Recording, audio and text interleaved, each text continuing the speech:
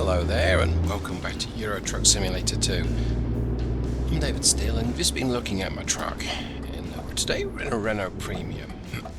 Excuse me. Okay, come on. Let me in. Let me in. Wow. That took a time. Alright, as I was saying, we're in a Renault Premium today. And we're going to be doing what I hope is going to be a bit of vocational type haul today.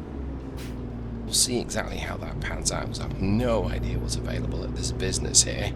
But let's take a look. Got myself some spotlights today on the truck. I'll show you those. Look at that. Those beauties. Okay, but enough of that. Let's actually get my my French truck to the depot here, and let's see what they've got. We'll talk a little about what we're doing today. But first things first, I really want to in a more interesting load, or possibly just some logs. I mean, that's not that interesting, is it? But let's take a look. What have we got in the freight market? Wood bark. That is empty pallets all the way to Greece. That would be interesting. 4,000 kilometers, but a bit long for the video I had in mind today. Now, lumber might work out pretty good. Trailer options do we have? Just 6 trailer options. Okay. Probably the flatbed suits what I'm trying to do today. In terms of color, at least. Yeah, let's go with that one. All right. Well, we'll take some lumber. £34,000. I'm happier enough with this kind of cargo, and I'll explain why in just a second. Let's go ahead and call that. So £34,392, and not an urgent delivery. In fact, there's really not very much at all going on here. We're going to Spain. All right. Oh, look at that. It's right there. Okay. So, let's talk a little bit about what we've got going under the hood whilst I attempt to maneuver this elegantly and get it backed up against the lumber. Yes, it's a Renault Premium, and Renault Premium was sort of lighter duty, potentially lighter duty version of the Renault Magnum, and it stock comes with a smaller engine. It's the DX11 as opposed to the DX13, and it's a little small truck. Now, it's still a sleeper, so we do still have a bed behind me. This is the lower height version. There is a higher version as well, which has a bunk bed, but it's just me today. I've just gone with a 4x2. I did have the chance to get a 6x2 stretch 4, 6x2, 6x4, but I just went with this because it works for me. Now, I'm not going to advance coupling on, so near enough is good enough. Turns out that was actually split on. Okay. Actually, with the aero spoiler there, it looks like the height is just about perfect, but that gap's a little big between the tractor and the lumber. Okay. Now, we are using a manual transmission today, but I am using it in automated mode, and that's because this is a test of an engine. We are testing the Cummins ISX12 G. Yes, I know. This is a natural gas powered engine, or a compressed liquefied natural gas, depending on what you want to call it. I think I want to use the exit here. So if you look at my little GPS unit on to the bottom left of the windscreen, there's a little grey section up here that I haven't driven on, so I'll divert. Yeah, we're using a Renault manual today. It's the B9 gearbox. I added that a couple of versions ago in the Steele Productions Engine Pack. This one I don't believe was ever available as an automated. I know the Renault 18-speed. But I'm driving it automated because I'm testing the shift points for this engine. Oh yes, and the engine. It's a Cummins ISX12 G. Now, the G is the gas, and this is the base version of the base version. Oh yeah, go up here to the left. Okay. It's only rated at 320 horsepower, and its torque is. Oh, I see where we're going. It's going to go left here. Right.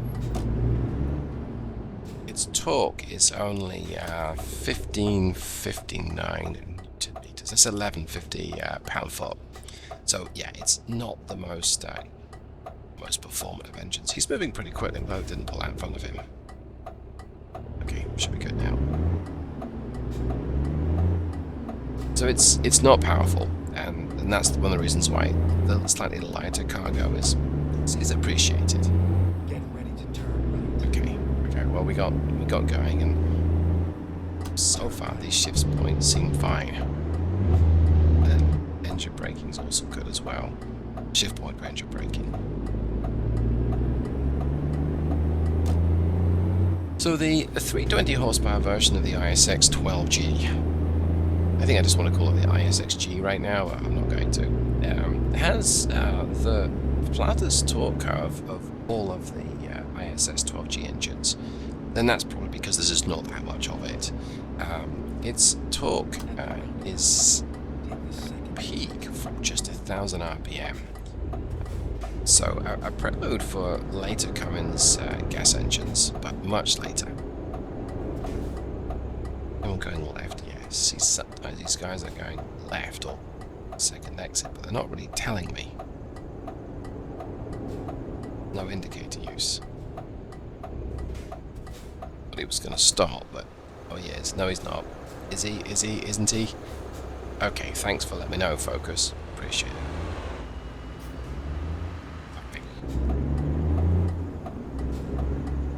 So anyway, yes, it's got a flat torque curve. It's 1,000 RPM to I think 1,400 RPM is where it produces its peak torque. But like I say, there's not that much of it. Well, that's okay. This engine is designed for regional, over-the-road trucking. It's not a vocational type of engine, but that's kind of how I might want to use it. And I've attempted to tailor the shift points to reflect how that might work as an engine. Let's see which one do I want. We'll go with this one. Yes.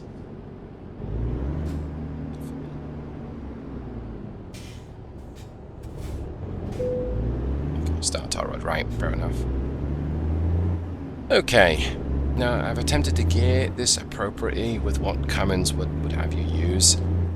They essentially want you to cruise at about sort of 40 to 1,500 RPM. Which is more or less what we're getting at. We've got a 4.56 final drive in this gearbox today, and by my estimates, at 80 kilometers per hour, we're going to be doing about just over 1,400 revs. And if we can get up to 90 kilometers per hour, it'll be close to 15 something RPM. I don't actually remember what it's going to be, but we'll find out, hopefully. So, not the most performant engine in the world, and a different fuel source. Speed is a problem, David. Slow down.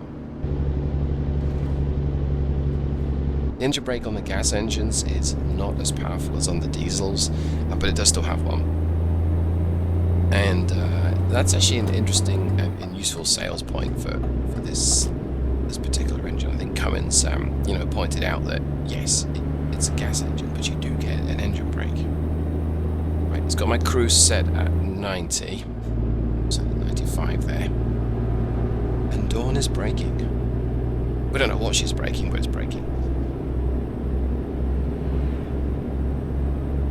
So it has been a few days since I've been able to record a video, and had the unusual time where there were a couple of days, or weekdays, where there wasn't a video on the channel, and I haven't done that. I think I did take a holiday out in July. That's been it. Though, well, there's a couple of clues. I mean, one is one of the last videos prior to this one being released, published, did explain that, yeah, I've not got a good voice right now. And I can also still hear it. Listen to myself back. Yes, I got sick. And then when I was on the mend, my beautiful and long-suffering good lady wife was also sick, and I'm not going to call it a recording studio, but basically where I've got my computer is also the bedroom. And I wasn't going to record a video with my good lady wife being ill. I was looking after her instead. actually doing about 1600 revs at 90 kilometers per hour, which is good enough. I'm not going to stress that too much. The fuel consumption won't be amazing at this kind of speed. If we can show that on the screen, it's a little hard to see facing the sun. Yeah, I can't read that from here. 6, I think, 6 to the gallon, instantaneous, that's the top number. So on the dashboard, to the right of the tachometer, the rev counter, and the speed, we've got another little display, we've got the gears, we've got the cruise control, and we've got instantaneous and average fuel consumption. Okay, well, it's not amazing fuel consumption, but we are kind of hurrying this thing along, and that's because I'd really like to get there today, although, yeah, I have to get there today actually, I can't get there tomorrow. I think even though I've got 10 hours to get there, I've only got 5.5 hours left on my shift.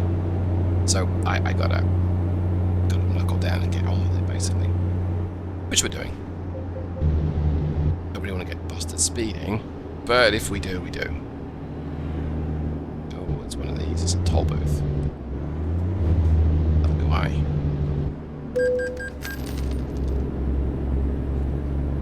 Okay, so far, I'm not too unhappy with how the transmission's coped. Now, the shift points have coped, but I do need to say we're not really asking much of it. I mean, I was hoping for a gradient or two, and we might yet get to that. Instead, we're just hunkering along on the Portuguese motorway. I don't think we're in Spain yet. I'll take a sip of water. I'm going to lose my voice if I'm not careful. Okay. Well, that's okay. Testing the shift points is still useful, even if we're just going up and down the gearbox once. And if we leave the motorway, I might just drive it manual and see what it's like. So why the ISX12 G? We already have the ISX12N in the Steele Productions Engine Pack, and we're now in Spain. That's rated at 400 horsepower and 1454 pounds of torque. Now I actually incorrectly named this engine. I put it in as a 2013, it's really a 2018. This is a 2013, and the reason for my confusion there is Cummins' strategy on natural gas engines. I suppose I didn't read it correctly. I don't really know why I made such a big mistake. The earlier gas-powered ISX12s were the ISX12 G. Now there's a space between the 12 and the letter G, and that space might not seem important, but I'm going to stick to it with the engine pack. The later ISX12N has a cleaner exhaust and has a higher rating, but there's no space between the 12 and the N, and this is reflected with the X15. So the X15N also has no space. Now they can both run on different kinds of gas fuels, and that's not a big deal. The later X15, which 3 variants of that are now available in the Steele Productions Engine Pack, it's interesting to note that it is essentially the same weight as the ISX12, but more powerful. I don't really want to hold people up, but I'm being held up myself. So the X15 is the same weight as the ISX12, and it currently is available at up to 450 horsepower, rated in the engine pack, as opposed to 400 for the ISX12N. So why would you not use the X15? Well, maybe you wanted to use an older engine, which is what we're simulating here. But gas-powered truck engines are interesting for a couple of things. I mean, they do sound different, and they, for the most part, the older ones do have quite a different character. They are more like the older-fashioned diesel engines. You have to rev them a little bit to get them to perform. Now, they sound different. I do not have gas-powered sounds for engines. But they do sound different, and they tend to be quieter. They don't vibrate as much. So you might say they're not as much fun, they're not as characterful. They do have a couple of quite significant differences, and that's around the emission system. Then exit right. They have a three-way catalytic converter, just like a... Oh, the road's closed. Just like a passenger car, or if you're American, a truck or SUV. And so what that means is you don't need... Oh, it's closed both ways, okay. I'm gonna do it here. Well, I guess I'm gonna have to keep going, maybe.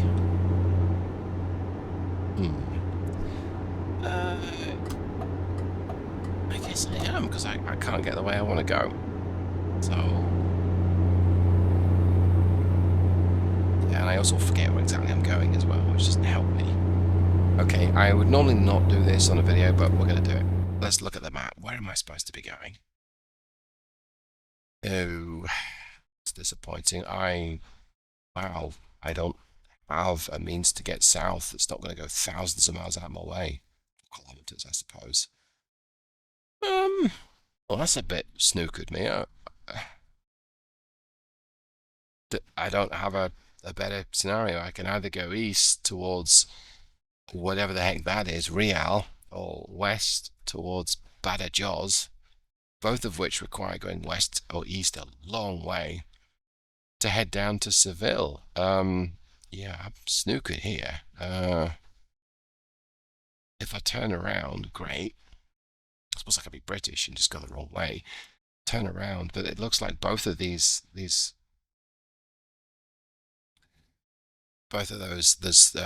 access roads are closed. That's a jolly shame.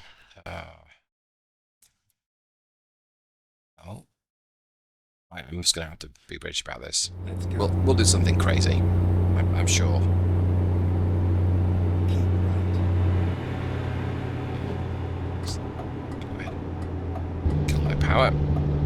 Let's use the engine brake here. I also taught this engine to downshift, but not go crazy when it downshifts. So it's not going to rev itself to oblivion.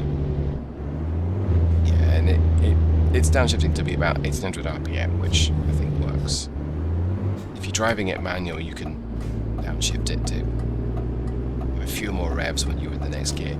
Now, the reason why you downshift when you use the engine brake is the amount of braking that your engine produces is related to the engine speed.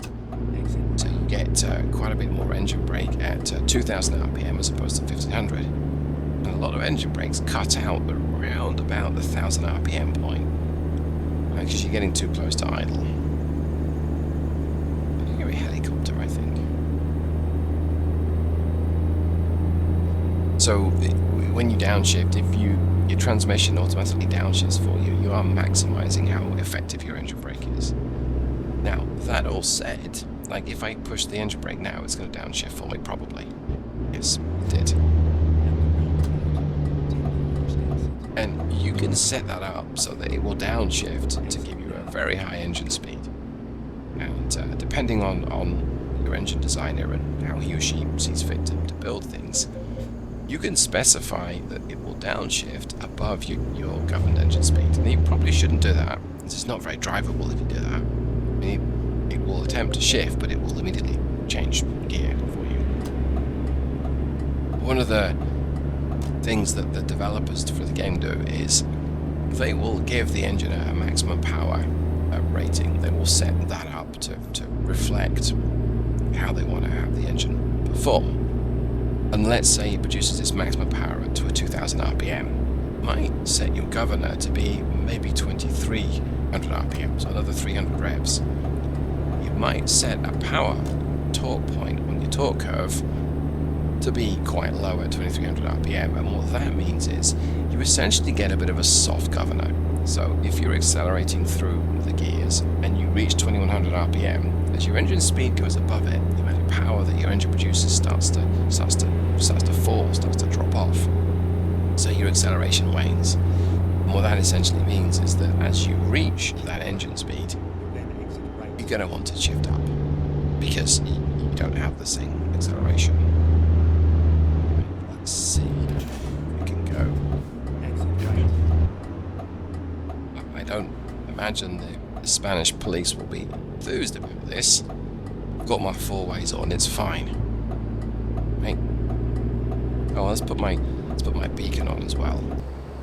There we go. I'm legit now. Right, let's even go full main beam as well. And we're downshifting because we're coming up to a hill. Okay, fair enough.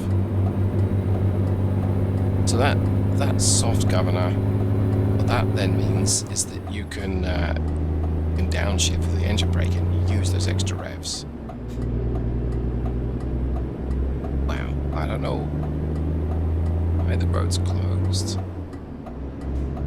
Oh, I do now. Just drifting all over the road here. There's plenty of space here.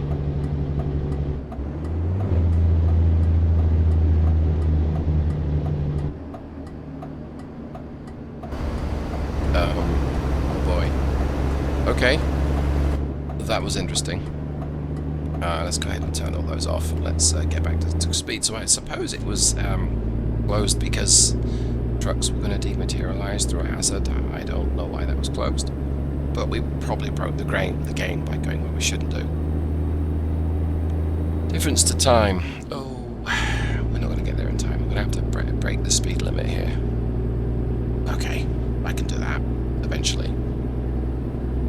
Though I've chosen the worst engine to do that with, but okay. And it's going to consume a lot of gas doing the same, but again, okay. What have I got left in the tank? 263 litres it's claiming.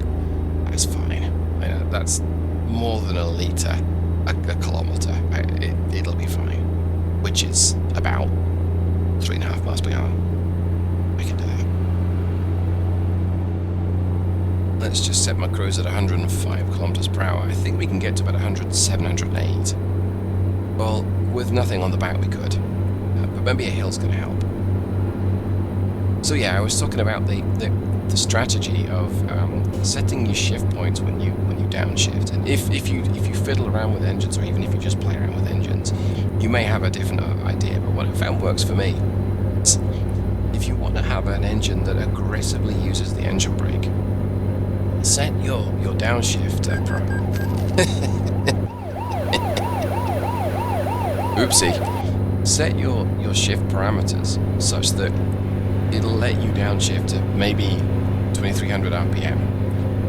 But also make sure that your governor is set to be 2300 RPM, and you've got a little, you don't necessarily need torque at that speed, but it's useful.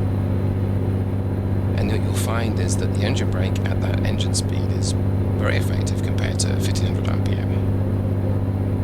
But it's both noisy, and it can kind of throw you through the windscreen if you're not really prepared. And there's another sort of side issue with using a shifting or automatic downshift. I'm going to squeeze this car out. Yep. Sorry about that, sunshine. We're going to 105, but now traffic's going quicker. So the other side effect is when you hit the engine brake, the truck doesn't immediately slow down. It has to downshift first. And depending on the circumstance, that can be a little frustrating. Sometimes you actually want to start to downshift immediately. A couple of ways that you can get around this. One of them is you can downshift yourself and at the same time push the engine brake button, and that, if you time that just right, that works very, very well. The other thing you can do is you can set up customized engine brake zones or modes or settings. Slow down for this copy's in my way.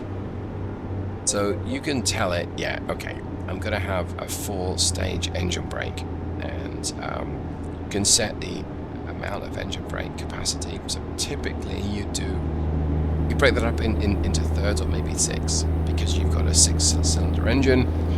So you'll be braking 1 through to 6 of those cylinders. But you can also specify whether it uses the downshift with those options too. And that's a useful technique. Now you do have to assume that the player's going to use the adjustable engine brake setting. So possibly more relevant in America, where engine brake's more prevalent than in Europe. You can also combine this with the retarder if your transmission's got a retarder. I'm using a retarderless transmission today, but if I were, that's another useful technique. But then throw everything back into the equation.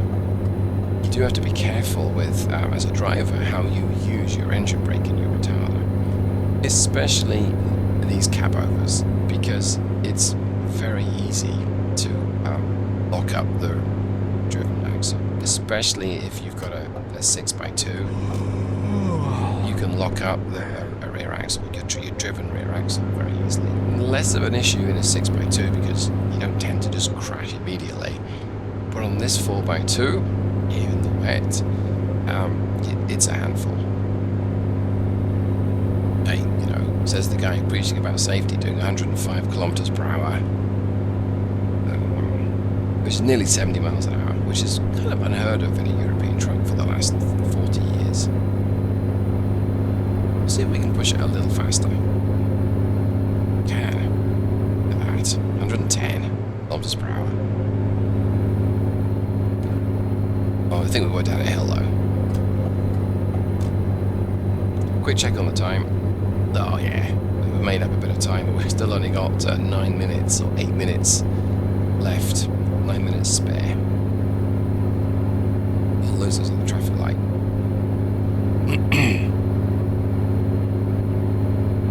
Okay, back up to 110, more or less. No, not quite. Okay, I'm happy enough with that. I would never normally be pushing the engine to run at this kind of speed, but we are, and it's doing it. Quick check on oil temperature. What have we got here? Oh, it's a bit thirsty. 210 degrees Fahrenheit on the oil. I did keep my my temperature units as Fahrenheit, though I feel like I should put these into Celsius for Europe. That's my more of my native temperature currency, if you will. Yeah, I might just do that. But that's kind of warm. It can go hotter, but that is kind of warm.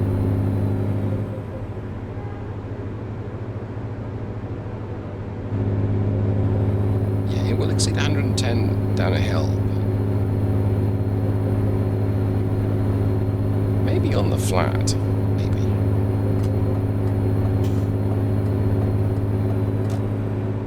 Look at that, 115 kilometers per hour. Okay. We're pretty much at the governor though right now, so I don't think we're going to go much quicker.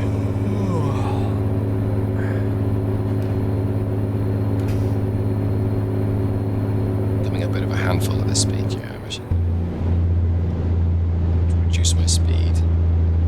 The Euro trucks do not like violent maneuvers in the same way the American trucks can tolerate it.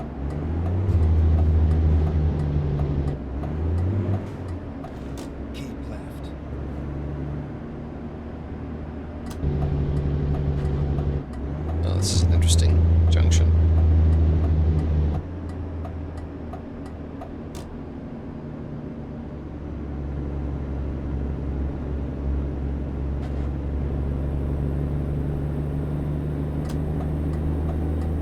So I was saying that traction can be an issue, especially in the wet, and I do have a custom physics mod that reduces the available grip for my tyres, and it's much more obvious in the wet. Now, I'm not going to show that right now, but it means, well, I do have a video hooning around in the wet, but it does mean that it can be difficult to drive, and I suppose to brake hard in the wet, but it always would be. It just makes it that much more dangerous. Now, I'm at full power right now. I'm just going to back off and I can get past this focus. My driver's getting tired. Thank goodness that this is a quiet junction. Turn right.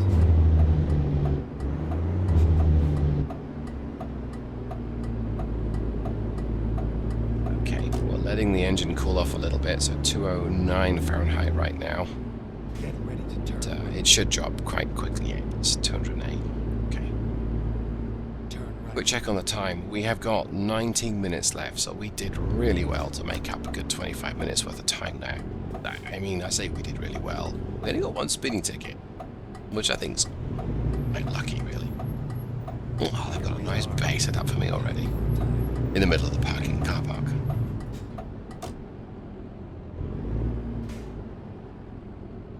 Okay, so thoughts on this engine. I got to run it again without being in such a hurry. It does exactly what I thought it would do.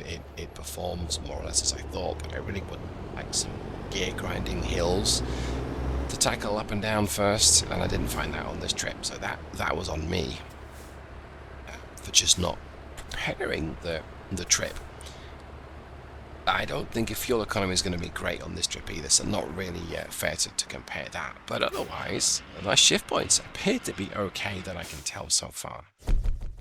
Well, about 300 miles, give or take, and I used quite a bit of fuel. Actually, it's about 5-ish to the gallon. It's about 5, maybe 5.25 miles per gallon, more or less, which, to be fair, not bad going. Yeah, I think I can't criticize the truck so much for that. And we covered 508 kilometers in 7 hours, so that's an average of 70, well, roughly 70 kilometers per hour, a bit more, so 45 miles an hour. Doesn't sound like much but for a heavy goods vehicle or a truck, that's not bad going. Okay. Well, it didn't quite pan out as I thought it would, but there we go. I hope that you enjoyed this and you got something from it. And if you have, you surely know what to do. If you thought it was terrible, you also know what to do. But most of all, thanks for hanging out with me today. Thanks so much, everyone. Take care. Goodbye.